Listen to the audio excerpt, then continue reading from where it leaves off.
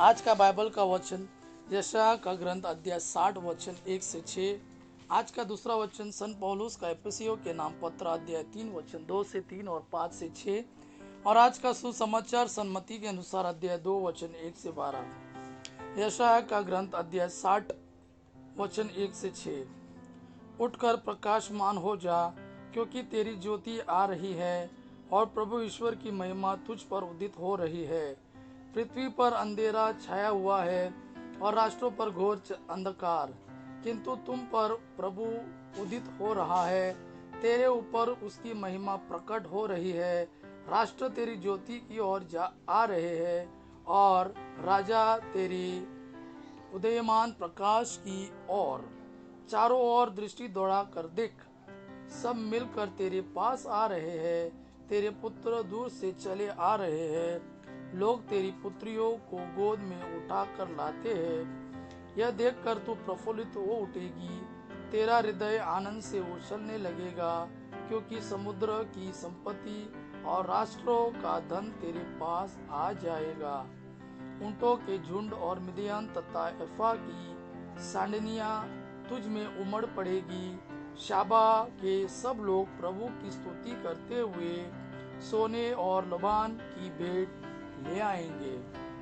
आज का सुसमाचार, आज का दूसरा वचन संत पौलुस का एफिसियों के नाम पत्र अध्याय 3 वचन 2 से 3 और 5 से 6। इसलिए मैं जो आप गैर यहूदियों की भलाई के लिए मसीह के कारण कैदी हूँ, आपसे एक प्रार्थना करना चाहता हूँ।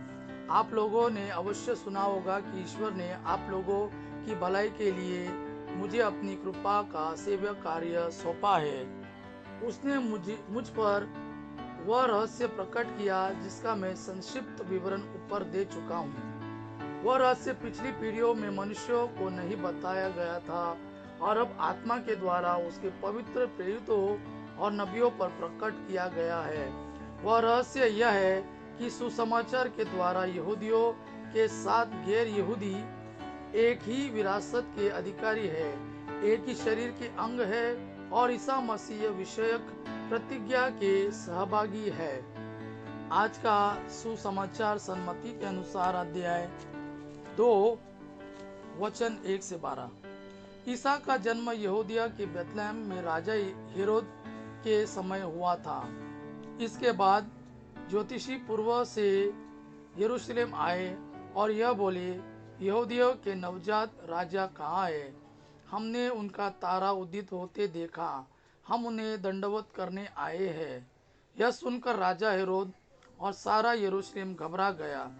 राजा ने सब महायाजकों और यहूदी जाति के शास्त्रियों की सभा बुलाकर उनसे पूछा, मसीहा कहाँ जन्म लेंगे? उन्होंने उत्तर दिया, यहूदिया के बेतलहम में, क्योंकि नबी ने इसके विषय में यह लिखा है, बेतलहम यूदा की भूमि, तू यूदा के प्रमुख नगरों में किसी से कम नहीं है, क्योंकि तुझ में एक नेता उत्पन्न होगा जो मेरी प्रजा इज़राइल का चरवाहा बनेगा। हेरोद ने बाद में ज्योतिषियों को चुपके से बुलाया और उनसे पूछताछ कर यह पता कर लिया कि वह तारा ठीक किस समय उन्हें दिखाई दिया था। फिर उसने उन्हें बेतलहम भेजते हुए कहा, जाइए बालक का ठीक ठीक पता लगाइए और उसे पाने पर मुझे खबर दीजिए, जिससे मैं भी जाकर उसे दंडवत करूं। वे राजा की बात मानकर चल दिए। उन्होंने जिस तारे को उदित होते देखा था, वह उनके आगे आगे चलता रहा और जहाँ बालक था उस जगह के ऊपर पहुँचने पर ठहर गया। वे तारा देखकर बहुत आनंदित हुए। घर में प्रवेश कर उन्होंने बालक को उसकी माता मरियम के साथ देखा और उसे साष्टांग प्रणाम किया।